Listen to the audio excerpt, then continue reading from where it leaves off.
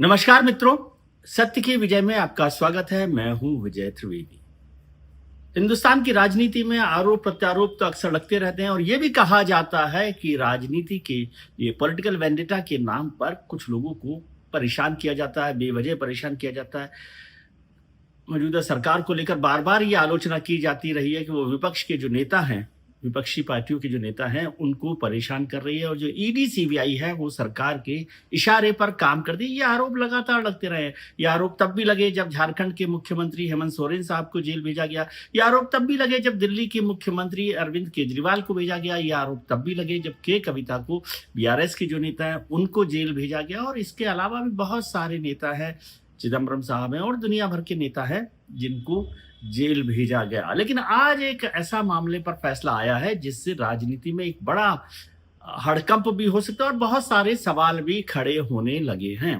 दिल्ली की Rouse Avenue court ने अभी कुछ देर पहले एक बड़ा फैसला दिया है और उसमें जो दिल्ली के पूर्व मुख्यमंत्री अरविंद केजरीवाल समेत उनकी पार्टी के 5 बड़े नेताओं को बरी कर दिया है। दिल्ली का शराब घोटाला, आपको जानकारी होगी कि दिल्ली के शराब घोटाले को लेकर बहुत दिल्ली की राजनीति गरमाई रही थी। मुख्यमंत्री अरविंद केजरीवाल को जेल भेजा गया, वो 5 महीने तक जेल में रहे। उप मुख्यमंत्री मनीष सिसोदिया साहब को तो सबसे लंबे समय तक 17 महीने तक जेल में रहना पड़ा। संजय सिंह जो आम आदमी पार्टी के सांसद हैं उनको भी जेल में रहना पड़ा। के कविता जो बीआरएस की नेता हैं उनको भी जेल में रहना पड़ा और इसके अलावा तमाम तरीके के नेताओं को जेल में रहना पड़ा है। ईडी और सीबीआई दोनों की तरफ से केस दर्ज किए गए। भारतीय जनता पार्टी और ईडी सीबीआई का आरोप ये था कि दिल्ली सरकार ने शराब नीति को लेकर एक बड़ा घोटाला किया और सरकार को कम से कम 100 करोड़ रुपए का नुकसान हुआ है। लेकिन राउज एवेन्यू कोर्ट में ये मामला लगातार चल रहा था। इसी वजह से दिल्ली में भ्रष्ट सरकार है, अरविंद केजरीवाल भ्रष्ट हैं, इस आरोप के बाद वो सरकार चली भी गई, जेल में रहे। उसको लेकर भी आरोप हुआ कि अरविंद केजरीवाल जेल में रहकर पहली बार ऐसे मुख्यमंत्री थे जो जेल में रहकर भी मुख्यमंत्री बने रहे और जब जेल से निकले उसके बाद उन्होंने इस्तीफा दिया। हालांकि उस पर भी बहुत सवाल खड़े हुए कि क्या एक मुख्यमंत्री को जेल में रहकर सरकार चलानी चाहिए या नहीं चलानी चाहिए। इस संवैधानिक व्यवस्था को लेकर भी सवाल बार बार खड़े हो रहे थे।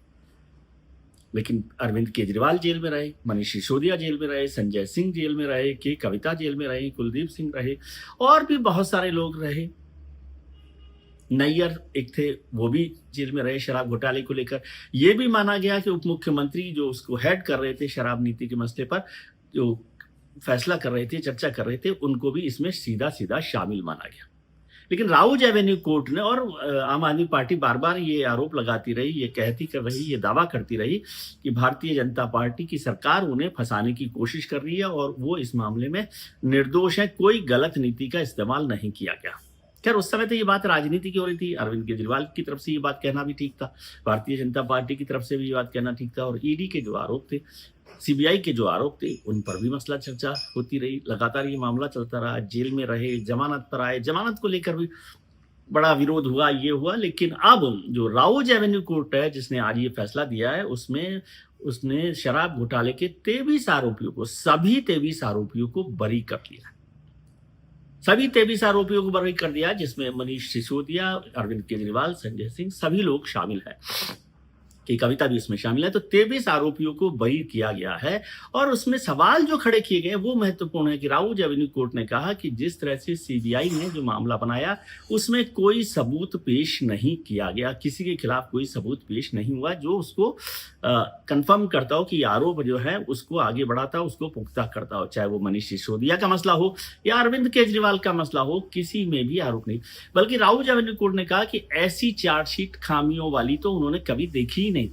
चार्जशीट में बहुत सारी खामियां थी और जो सीबीआई है ये सबूत देने में या ये साबित करने में नाकाम रही है कि जो आरोप उन्होंने लगाए हैं चार्जशीट में उनके लिए कोई सबूत है सिसोदिया के खिलाफ, मनीष सिसोदिया के खिलाफ या अरविंद केजरीवाल के खिलाफ। अभी कुछ दिनों पहले झारखंड के जो मुख्यमंत्री हैं हेमंत सोरेन, उनके मसले में भी उनको राहत मिल गई थी और ईडी सीबीआई पर टिप्पणी हुई थी।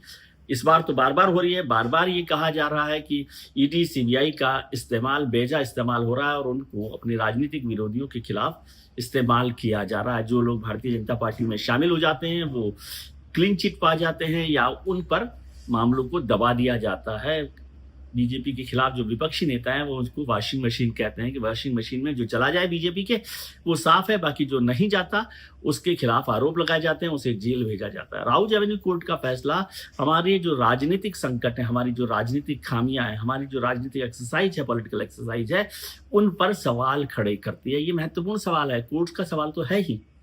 और उसमें तो एक और इम्पॉर्टेंट बात है कि जो सीएजी की रिपोर्ट है उस पर भी सवाल खड़े किए गए हैं। सीएजी रिपोर्ट में 2600 करोड़ रुपए का एक विजुअल जो लॉस है वो बताया गया था, लॉस का अनुमान बताया गया था 2660 करोड़ रुपए का।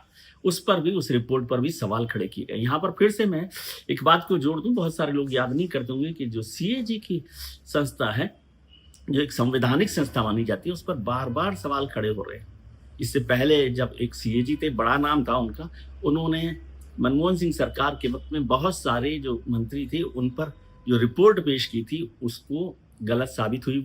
वो सारे लोग भी जेल से रिहा हो गए और वहां पर सीएजी को माफी मांगनी पड़ी कोर्ट के अंदर।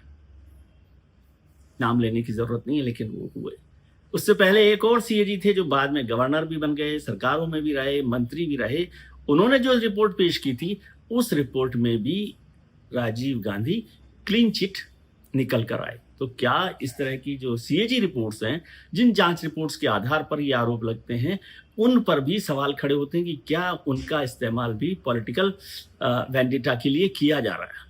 ये सारी बहस लगातार चल रही है। अब इस बहस पर आगे क्या होगा इसको देखना होगा, लेकिन राजनीति तो गर्माएगी।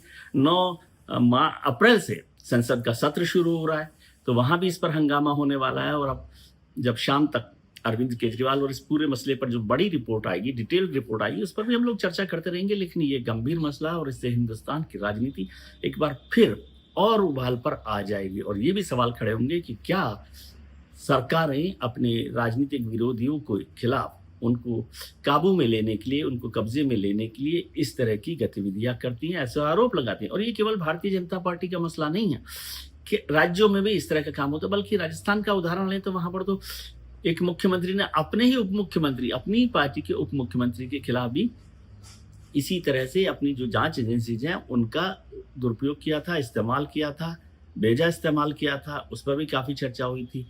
और राज्यों में भी ऐसा होता है। अक्सर ये आरोप भी लगते हैं कि जो मुख्यमंत्री हैं, जो नेता हैं, वो अपने लोगों के खिलाफ इस तरह एजेंसीज का इस्तेमाल करते रहते हैं। यहाँ तो एलजी जो साहब हैं उन पर भी सवाल खड़े होंगे। क्या वो सवाल किस तरह से लिए जा सकते हैं, एलजी की क्या भूमिका रही इस सारे मसले में, इस तरह से फंसाने में या आरोप लगाने में, और उनकी रिपोर्ट पर क्या कहा गया, ये सारी बातों पर चर्चा होने वाली है। ये चर्चा अब रुकने वाली नहीं लगती है मुझे। लेकिन इसमें सिर्फ भारतीय जनता पार्टी को दोषी अगर आप मानेंगे तो आप शायद राजनीति की एक साइड देखेंगे, जिसको जब जहां मौका मिलता है, जिसके खिलाफ मौका मिलता है, वो उसका इस्तेमाल करने से नहीं चूकता, ऐसा लगने लगा है। हालांकि अरविंद केजरीवाल साहब ने और मनीष सिसोदिया साहब ने तो साफ साफ कहा है कि ये सत्य की जीत है, सत्य की विजय हुई है। और उन्होंने संविधान पर, भारतीय संविधान पर अपना विश्वास जताया है और कहा है कि इससे हमारी जो आस्था है संविधान में वो बढ़ी है, कानून व्यवस्था में आस्था बढ़ी है। ये तो अच्छी बात है, सबको कानून व्यवस्था में और संविधान में आस्था रहनी चाहिए, लेकिन उसके साथ खिलवाड़ ना हो, इस पर भी ध्यान रखना चाहिए। और इसका कैसे बंदोबस्त किया जाए, इसको ध्यान रखना होगा, क्योंकि इस हम्माम में सब शामिल है। और याद रखिए, आजकल इन हम्माम में पर्दे लगे हुए नहीं होते। शीशे से बने हम्माम बिना पर्दों के, जनता आपको देख रही है। आज के लिए इतना ही। हम उम्मीद करते हैं कि आपके लिए आने वाला कल आज से बेहतर होगा। आप अपने मित्रों, परिजनों, रिश्तेदारों के साथ खुश रहिए, मस्त रहिए, व्यस्त रहिए, स्वस्थ रहिए। नमस्कार, प्रणाम, आभार, शुक्रिया।